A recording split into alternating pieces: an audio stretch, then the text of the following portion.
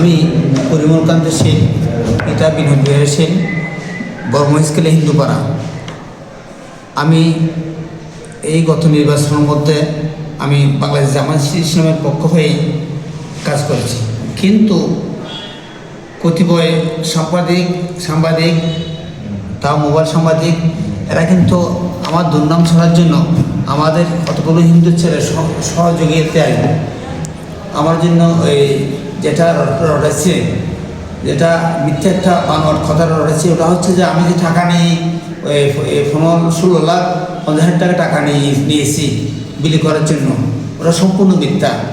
এ যাবৎ বাংলাদেশ জামায়াত ইসলামের পক্ষ থেকে আমাকে একটি টাকাও দেয়নি এবং আমি খাবো একটি টাকাও দিইনি, কোনো প্রমাণও নেই। আমি বারবার বলি যে আমার যদি একটু যদি প্রমাণ থাকে ওই শাস্তি আমি মাথা পেতে নেব।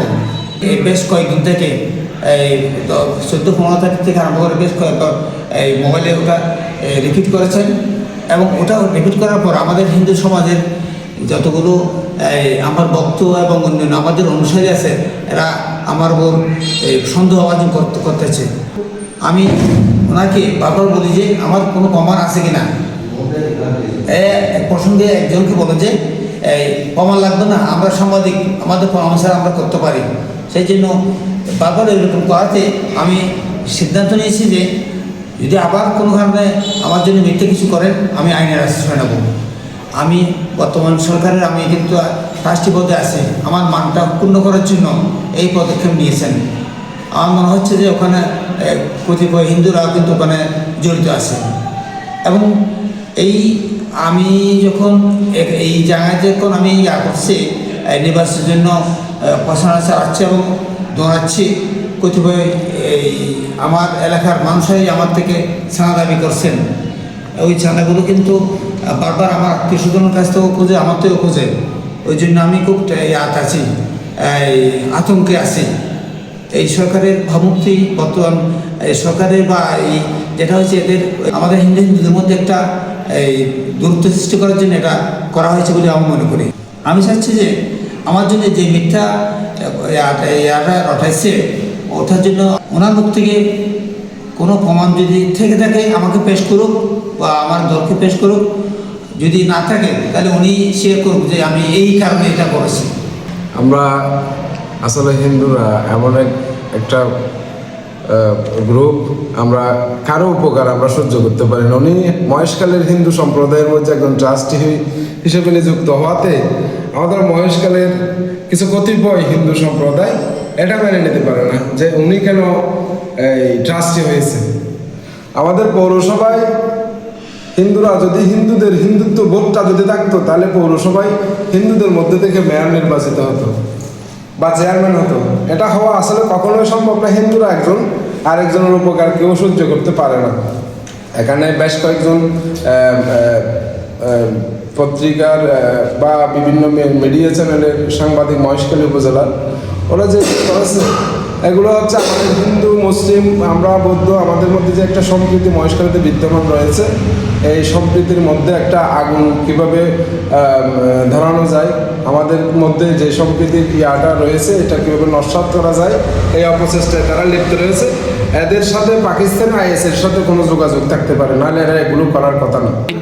বাংলাদেশ জামায়াত ইসলামের যারা নেতৃবৃন্দ রয়েছে আমি মোটামুটি আমি যতটুকু আমার সাধ্যের মধ্যে আমি করেছি, আমার দলের আদর্শ অনুসরণ করার চেষ্টা করেছি। আমার টোটাল মহেশখালীর মধ্যে যদি কাউকে কোনো ধরনের একটা টাকা দিয়েছি বা আমার পকেটে গাড়ি ভাড়া নেয়, অনেক সময় বাড়ির থেকে হেঁটে এসেছি এই পার্টির কাছে। কখনো কোনো জামায়াতের নেতাকর্মী যদি বলতে পারে যে আপনাকে আমি 5,000 টাকা দিয়েছিলাম এই নির্বাচন চলাকালীন পর্যন্ত, বলতে পারলে বলো আমি 2 গুণ টাকা ফেরত দেবো। আমাদের এখানে অপর একটি দল আমাদের হিন্দু পাড়ার বা মহেশখালীতে ওনারা যেভাবে টাকা বিলি করেছে, প্রত্যেক টাকা বিলি করা 200-300 টাকা যাদের বাড়িতে একটা ভোটার কিছু দিয়েছে, ওখানে একজন যার টাকা তার পরিবার থেকে একজন লোক নিযুক্ত থাকে। পরিমল বাবুকে যদি কোনো ধরনের 100 টাকাও দিয়ে থাকতো তাহলে ওই টাকা যদি কাউকে দেওয়ার জন্য দিত তাহলে 4-5 জন মানুষ জানতো বা দলের 2 একজন মানুষ থাকতো ওই টাকাগুলো দেওয়ার সময়। উনি তো আমি যদি টাকা দিতে হয় তাহলে তো আমাকে জানিয়ে দিত, আমি যেহেতু জানি না আর ওনাকে কোথায় টাকা দিছে আমি যাবত ওনার কাছে আমি নিজে চলতে মানে চলাচল বা ওয়ার্কিংয়ের কাজে টাকার প্রয়োজন হলে ওনার কাছ থেকে 500 টাকা চেয়ে নিয়েছি। ওনার কাছে তো এরকম কোনো টাকা ছিল না। এটা সম্পূর্ণ মিথ্যা এবং বানোয়াট।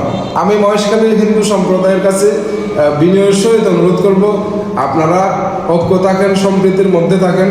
আমরা হিন্দু, মুসলিম, বৌদ্ধ, আমরা এদেশে সম্প্রীতির একটা লক্ষ্য নিয়ে আমরা কাজটা করেছি। আমাদের যদি চলার পথে যদি কোনো ভুল ভ্রান্তি হয়ে থাকে আর কারো জানতে যদি আমরা কারো মনে কষ্ট দিয়ে থাকি, তাহলে আমরা মহেশখালীর সমগ্র হিন্দু, বৌদ্ধ, মুসলিম সবার কাছে আমরা ক্ষমা প্রার্থনা করি। সাংবাদিক বন্ধুরা, আসসালামু আলাইকুম রহমতুল্লাহি ওয়া বারাকাতুহু। হিন্দু ভাইদের প্রতি আদাব। আমরা আসলে ত্রয়োদশ জাতিসংঘ নির্বাচন পরিচালনা কমিটির আমি সচিব ছিলাম এবং আমাদের ডক্টর এস.এম. হামিদুর রহমান আমাদের প্রধান নির্বাচনী এজেন্ট ছিলাম। আমরা পরিবার কান্তিশীল তো নয়, শুধু আমরা কোনো মানুষকে কোনো টাকা পয়সা দিই না।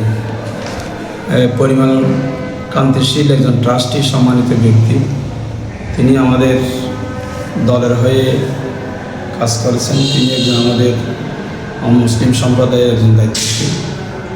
আমরা ওনাকে কোনো ধরনের টাকা পয়সা দিই নাই। এটা নিয়ে যারা বিভ্রান্ত করছে, এটা বিভ্রান্তিকরমূলক বক্তব্য এবং তথ্য। এটা থেকে কোনো ধরনের হিন্দু সম্প্রদায় এবং কোনো ভোটার, কোনো মুসলিম কেউ এটা যেন বিভ্রান্ত না হওয়ার জন্য আমি বিনীত অনুরোধ করছি। এটা একটা মিথ্যা বানোয়াট, এটা কোনো ধরনের সত্যতার লেশমাত্র নেই। আসলে আমরা কাউকে কোনো টাকা দিই নাই এবং ইভেন কি আমাদের ফণিমল কান্তিশীলকেও আমরা কোনো টাকা দিই নাই। আমরা হিন্দু, বৌদ্ধ, মুসলিম সম্প্রদায় সম্প্রীতির একটা দৃষ্টান্ত স্থাপন করেছি। মূলত এটা সহ্য করতে না পেরে তারা আমাদের বিরুদ্ধে একটা বিভ্রান্তিমূলক তথ্য পরিবেশন করেছেন। ওটা একটা মিথ্যা বানোয়াট, ভিত্তিহীন। এটা আমরা তীব্র নিন্দা এবং প্রতিবাদ জানাচ্ছি। জি, ধন্যবাদ।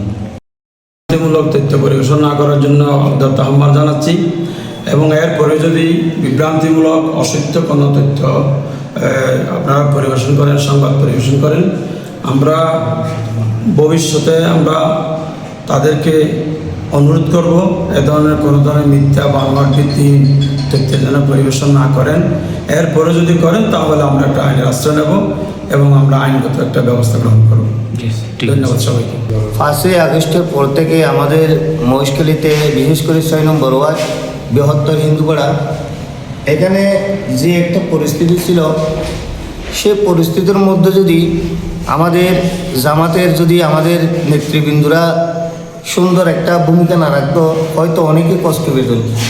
ওনারা যে পরিশ্রম করেছেন 6 নম্বর ওয়ার্ডে, আমাদের কেন্দ্রীয় সাবেক এমপি এস.এম. হামিদুর রহমান আজাদ, উনি সরাসরি বলে দিয়েছেন কোনো হিন্দুর উপর যেন কোনো ধরনের কোনো কোনো ক্ষতিকারক কিছু না হয়। এই 5ই আগস্টের পর থেকে অনেক পদবীধারী নেতা কিন্তু আরামসে ঘুমিয়েছিলেন বাসায়, কারো কোনো ধরনের ক্ষতি হয় নাই।